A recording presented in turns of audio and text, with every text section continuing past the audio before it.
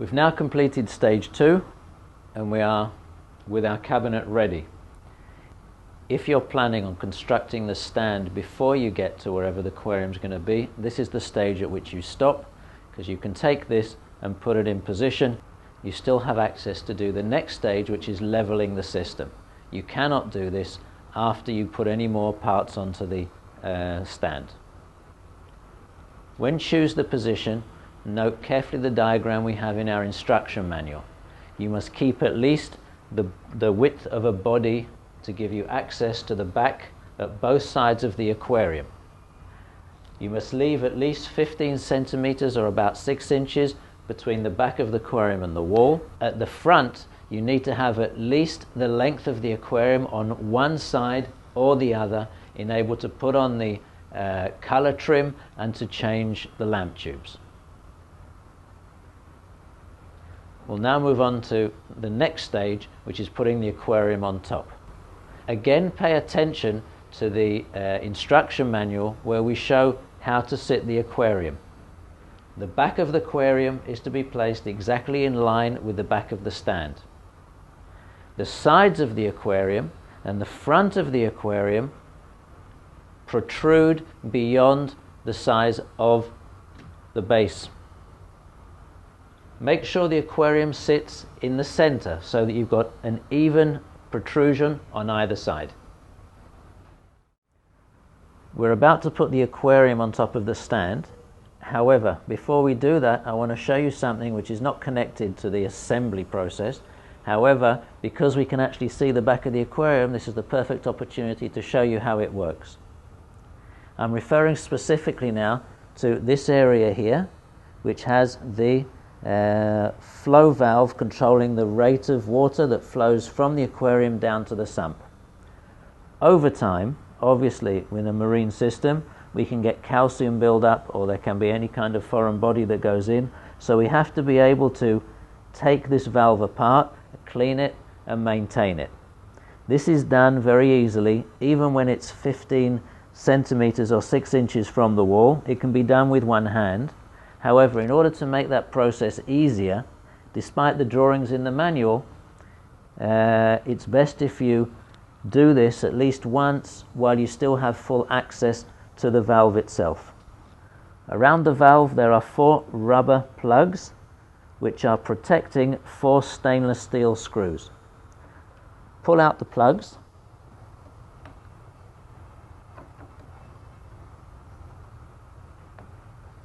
One, two, three, 4, and then using the Allen key that we provide with the aquarium, release the 4 screws one at a time.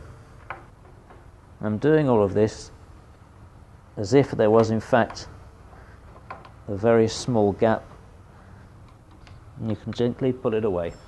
And this is the inside of the valve. It has a simple rubber diaphragm, and in the event that it needs cleaning, you can clean it. You can take the whole thing off and replace it.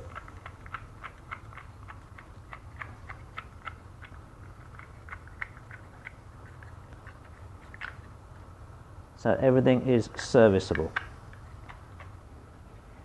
Similarly, with a damp cloth, you have access to all of the inside of the valve to clean it. There are protrusions on the side of the valve here, which means that you can only assemble it in the correct direction. You simply return it to its place and put the screws back in one at a time.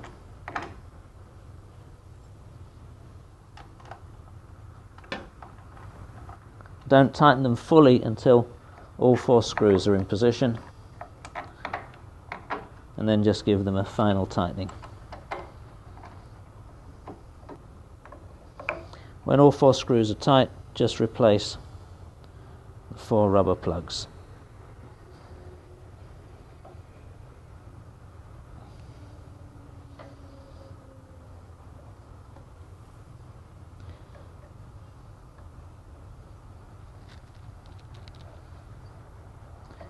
While we're already down in this area, I also want to bring your attention to the top-up chamber. This is your RO water chamber, and underneath here you have the outlet where we're going to attach the pipe that takes the water down to the float valve.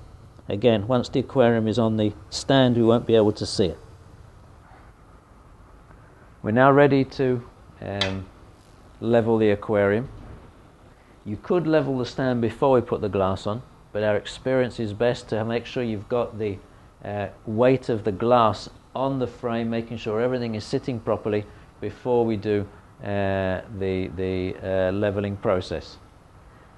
The easiest way we've found is to first of all check your situation on the two sides, adjusting the feet up and down to make the two sides work, and then go back to front.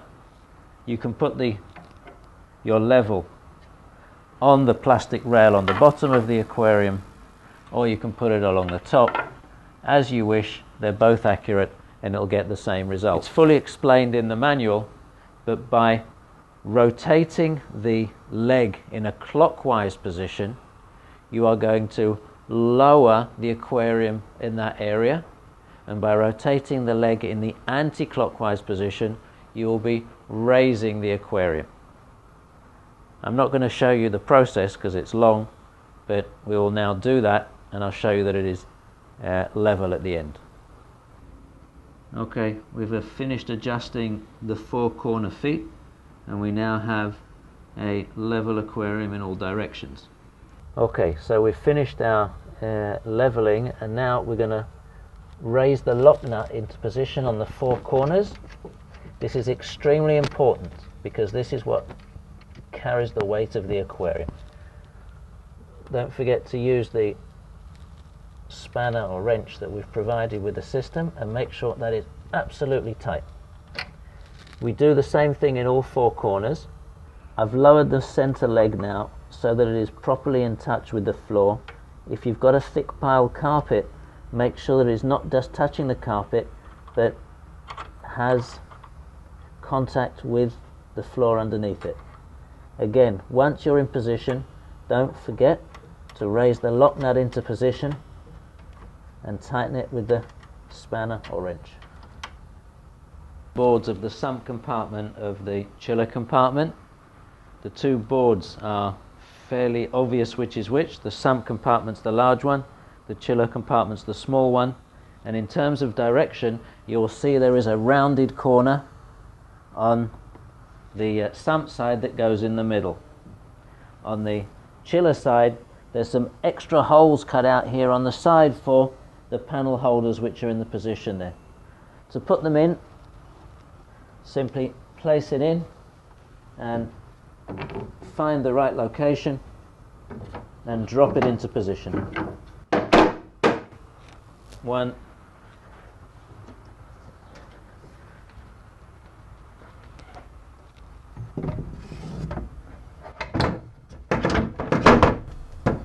and two. We're now going to put in the plastic walls on the left and right hand side of the sump compartment. They are there of course to protect the aluminium, since there is a lot of water and humidity arising from the sump. They are attached with plastic rivets that just push through the plates, and you'll need a mallet to knock them into position, just so that you can differentiate between the left and the right board. You will see they are almost identical, except that there is a large cutout in the top corner of the one that goes in the center. The boards have a rough side and a smooth side. The smooth side is towards the sump, the rough side is on the other side. So that one goes in there like that, and that one goes like that.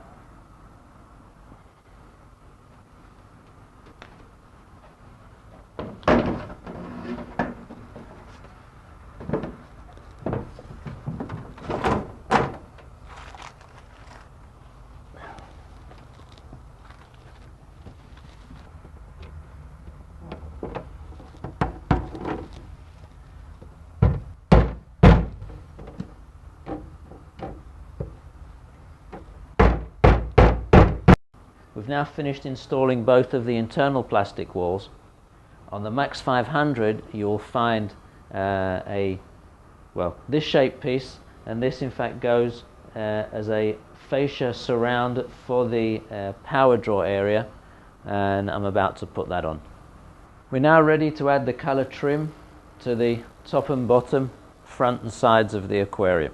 Okay, I've laid out all of the parts here. They're easy to identify which is which. The larger parts, this size, goes along the bottom, and the thinner one, the smaller one, goes along the top.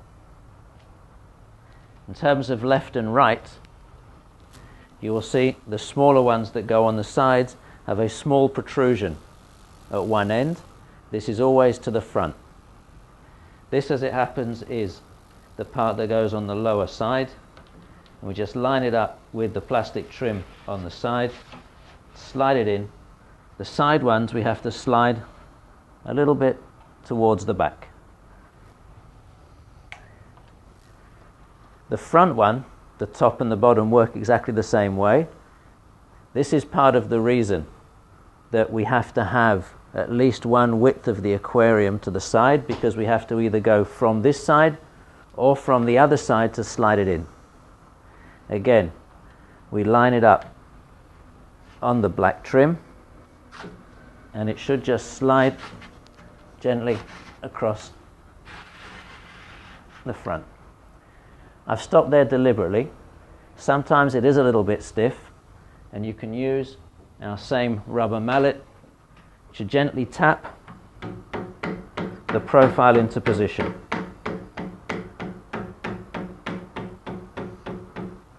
Not always necessary, but you can do it if you have to.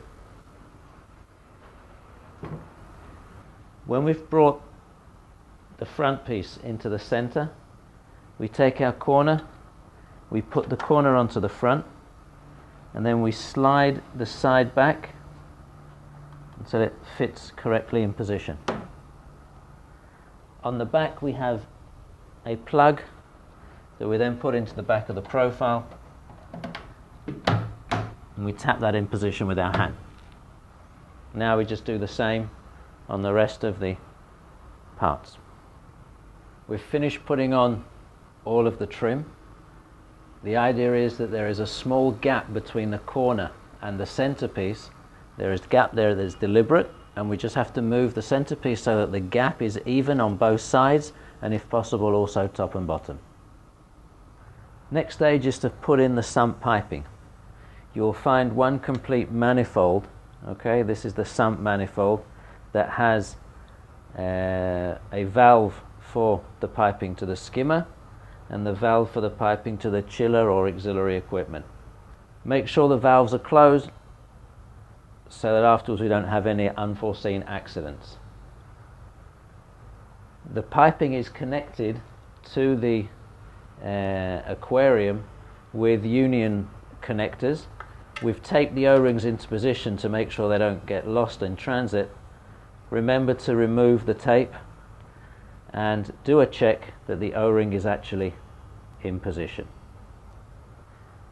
The manifold is then clipped up into the 3 clips that we screwed previously onto the underside of the aquarium base. You'll also notice there is a plugged hole here. This is to enable you to later on to maybe add any kind of accessory reactors or equipment. You just undo that, and there's a 3/4 inch threaded connector there. Okay, I'm now going to push it into position.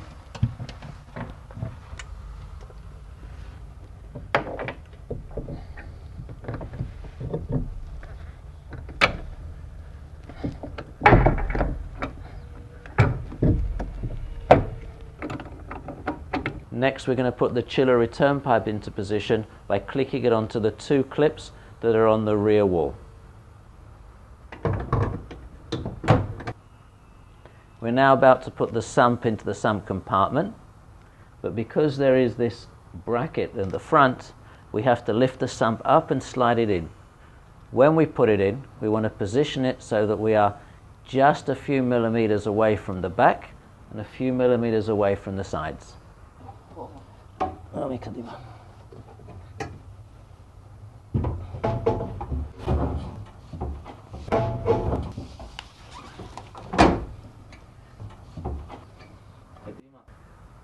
now the sump is in position.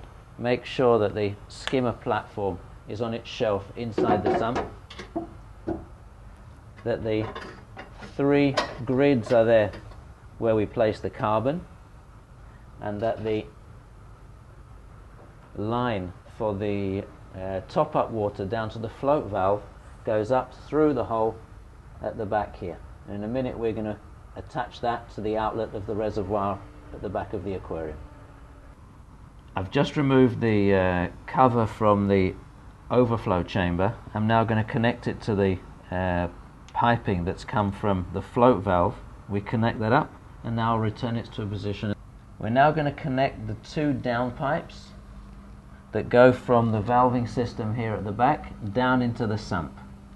If you haven't found these in the crate, you very well might find they have been shipped to you in the pump compartment at the back of the aquarium. So just lift off the lid and you'll find them in there.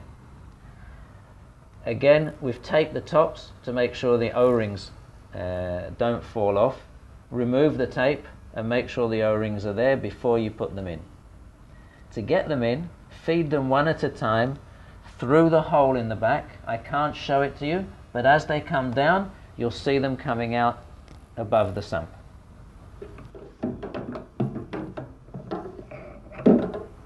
Once you've got the tubes in position, just tighten the union connectors and make sure they are watertight. We're now going to stick the cable channels onto the back of the aquarium. You can't see what I'm doing, it's explained in the manual. Just pull the covering off the double-sided tape and stick them into the back of the tank as shown.